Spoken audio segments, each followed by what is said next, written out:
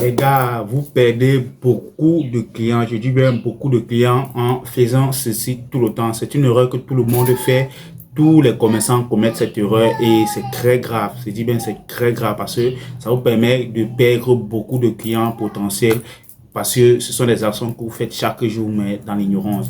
Alors le premier conseil que je vous donne, évitez de publier beaucoup de photos sur vos statuts ou hasard parce que ça saoule les gens. Les gens ne vous regardent pas jusqu'à la fin. Et surtout, quand vous faites déjà ça devient comme un cercle. Quelqu'un se dit que c'est un statut alors que c'est plusieurs statuts. Ça saoule vos prospects et vos clients ou bien vos contacts qui regardent vos statuts tout le temps. Mettez maximum 10 statuts chaque jour. Parce que si vous mettez à plusieurs là, les gens ne vont pas arriver jusqu'à la fin. Et ça vous fait perdre du temps en énergie et aussi en argent ou bien en temps.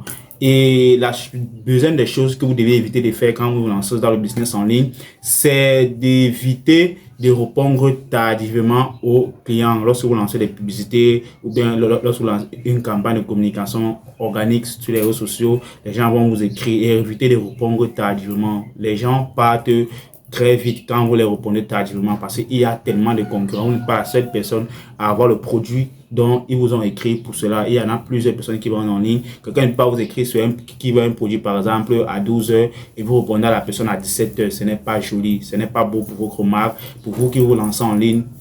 Fraîchement, ce n'est pas beau pour votre réputation. La troisième des choses que vous devez éviter de faire quand vous lancez des publicités, il y a des personnes qui écrivent intéressés.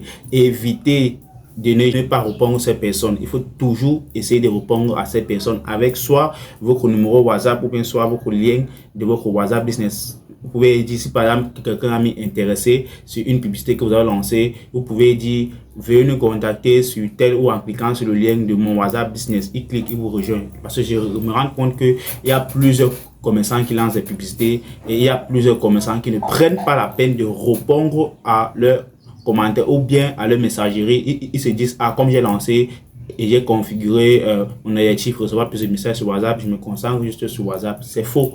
Vous perdez beaucoup de clients parce que quand vous mettez recevoir plus de messages, il y a beaucoup de personnes qui vont aussi commenter ou bien vous écrire sur Messenger. Alors qu'est-ce que vous faites de ces personnes? Si vous ne répondez pas à ces personnes, ce sont des prospects qui peuvent devenir clients si vous les répondez bien en les redirigeant sur WhatsApp tout simplement. Et la dernière des choses, c'est de toujours éviter de dire aux prospects que si vous par exemple vous lancez une publicité et que vous avez mis vos coordonnées sur la publication et le prospect vient vous demander par exemple le prix ou bien le numéro sur lequel il doit vous appeler, évitez de lui répondre qu'il va regarder sur la publication. C'est faux.